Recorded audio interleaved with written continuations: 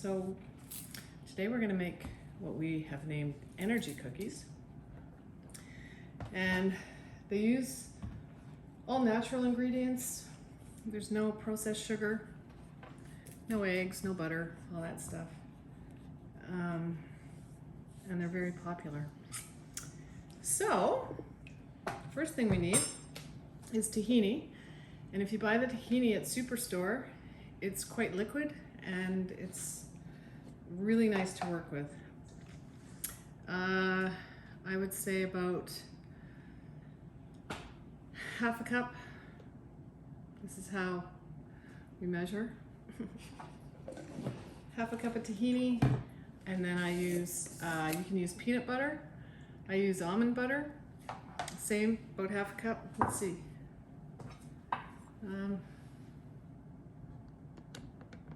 Yeah, about half a cup.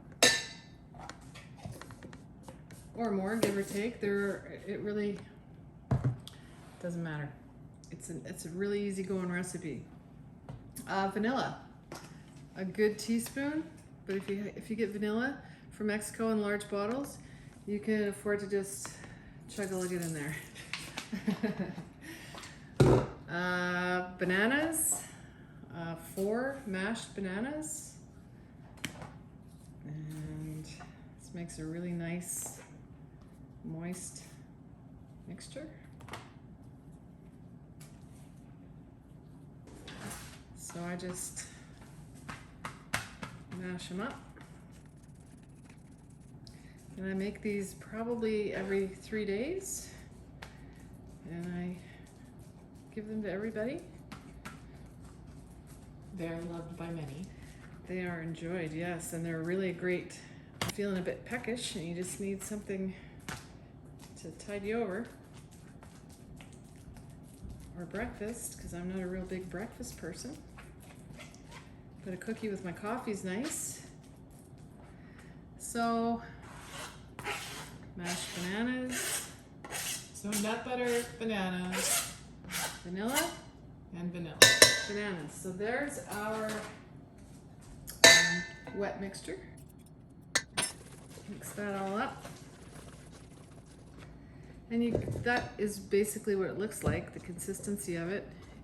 Sometimes I'll add a little soy milk or almond milk, just if I feel like I want to stretch it a little ways. So we have a very heaped cup of chopped dates, heaped cup of chopped walnuts, half a cup of hemp seeds, hemp hearts. It's a big batch, so I don't know, a couple teaspoons of salt. Because there's going to be a lot of oats in here. So it looks like that so far. It's quite wet. Now, I guess about almond flour. Also, I purchased this stuff from Costco, but you can get it anywhere. So there's half a cup. Let's start with that. Again, it's just, I never measure, so this is all new to me measuring, because I just throw it all in until it looks good. Because so many people have said, wow, can I have your recipe? And that's why we're making this video. It's like, I don't have a recipe. Okay, so we've got the dates. I use 2 kinds of oats. I use the quick oats, and so we'll try this measuring thing, because I usually just, so say we'll start with a cup, a heaped cup.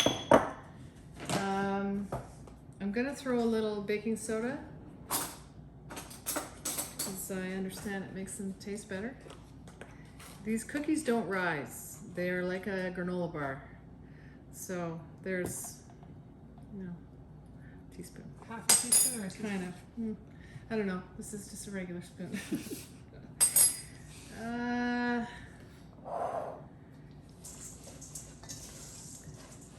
And some old-fashioned oats.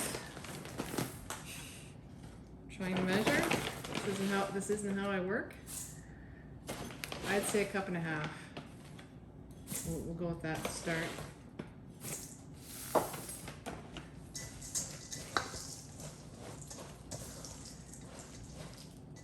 So yes, they don't behave like a regular cookie recipe where you can drop them onto the sheet and they spread. These ones do not, so you've got to form them.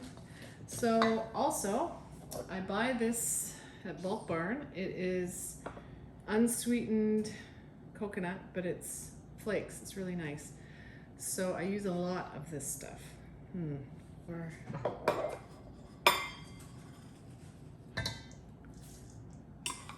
I would say cup and a half easy. Cup and a half. It looks like a lot, but it really, really makes the cookies. They're really good.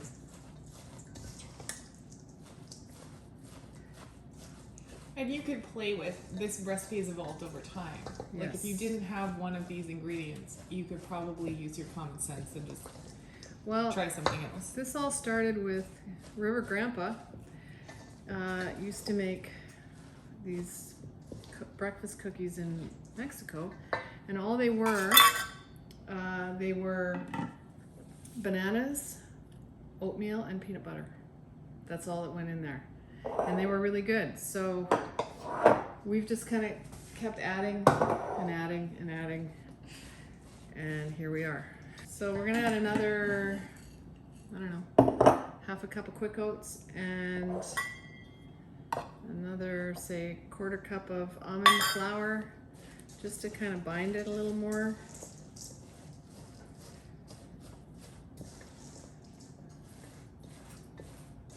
And that's what it's starting to look like.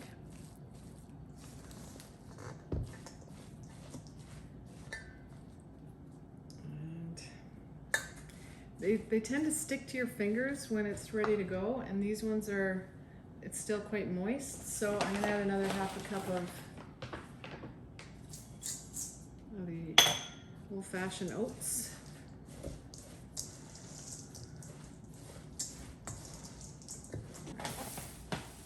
And the last is chocolate chips. And we like our chocolate chips, so I would say a cup. I'm thinking a cup. Okay, so that is our cookie mixture. So there's really only good stuff in there. All right, that feels pretty good. Yeah, it should almost feel too dry, you know, like you think, well, this isn't gonna hold together and this is crumbly. Like right now they're still pretty moist, because when we bake them, it actually, we learned this by accident. We forgot about them and we overcooked them. They were very, very, very brown, and they were very, very, very good. So now we've upped the baking time so that we can brown them up nice and they're crunchy. Once you put them in a container, they soften up a little. So if they start out really nice and firm and crunchy, they kind of hold that a little bit longer. So I'm gonna use a spoon, a fairly large spoon, because they don't spread and they don't rise. So you want the size, basically, that, you know, you want the finished cookie to be. When I make them, I squeeze them into a glob. Sounds delicious. And kind of like the same way I make hamburger patties. So you flatten them down and shape them into the cookie. Try and get them all the same thickness. Doesn't matter really the size. So when you're forming the cookies, I find it helpful to have a little dish of water and just moisten your hands so it doesn't stick and they're easier to play with. Otherwise they get quite sticky on your fingers and it's difficult. So just a little bit of water, not a whole lot. compress them nice and tightly so that they hold together.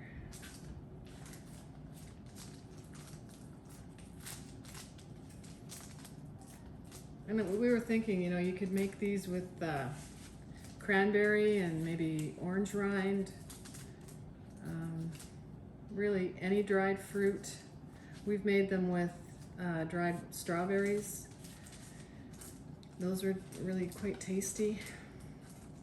I've also added cocoa to the mixtures, like quite a bit actually, maybe a third of a cup of cocoa, so they look like a chocolate cookie. Those are pretty good.